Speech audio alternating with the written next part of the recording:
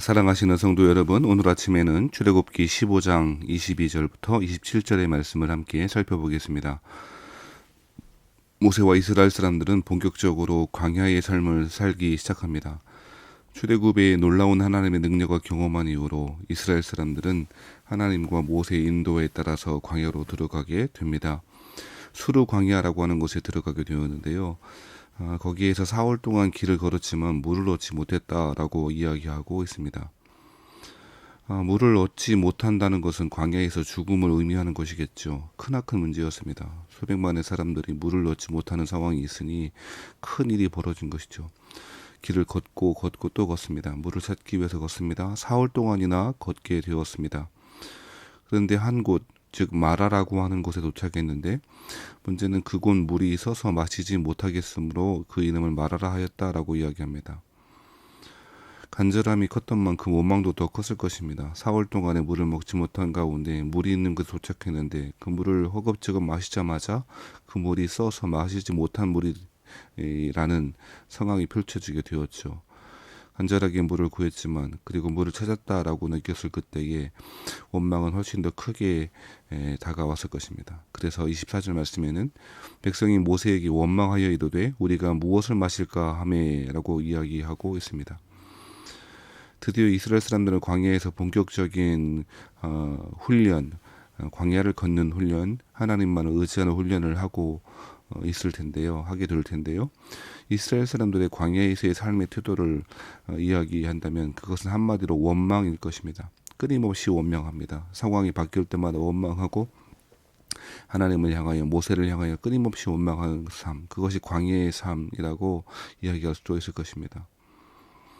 물론 큰 어려움을 당한 것은 사실입니다만 출애굽 당시에 하나님의 큰 능력과 구원함을 경험한 이스라엘 사람들이 상황이 잠깐 변하게 되어지자 상황이 조금 변하게 되어지자 금세 원망하는 모습은 사람의 연약함이고 완악함일 수 있겠다 싶습니다. 홍해에서 하나님의 큰 능력을 체험한 이스라엘 사람들은 하나님께 찬양을 드렸습니다. 기쁨과 감격이 넘쳤습니다. 드디어 노예의 삶을 끝내고 자유민으로서의 은혜의 삶을 시작하게 되었다 감격했을 것입니다. 하지만 그것이 끝이 아니라 출발이었고 이후로 그들이 앞에 기다리고 있는 것은 광야의 삶이었습니다. 광야는 하나님만 의지할 수밖에 없는 상황이 펼쳐지는 것입니다. 이 광야의 훈련 학교를 지나지 않을 사람은 아무도 없습니다. 누구나 출애굽을 경험하고 그 이후로 광야의 삶을 시작하게 됩니다. 광야의 삶을 통하여 하나님의 도우심을 구하고 하나님만 의지하는 방법을 배우는 그 훈련 학교가 광야의 훈련 학교일 것입니다. 원망하고 원망하는 것이 광야 동안의 이스라엘 사람들의 모습이었고 어쩌면 우리의 모습일 수 있을 것입니다. 출애굽의 그 경험이 구원의 경험이 놀라운 것임에도 불구하고 감동적인 것임에도 불구하고 신앙의 여정이라고 하는 것이 그렇게 감동만으로 유지될 수 없는 것 아닙니까?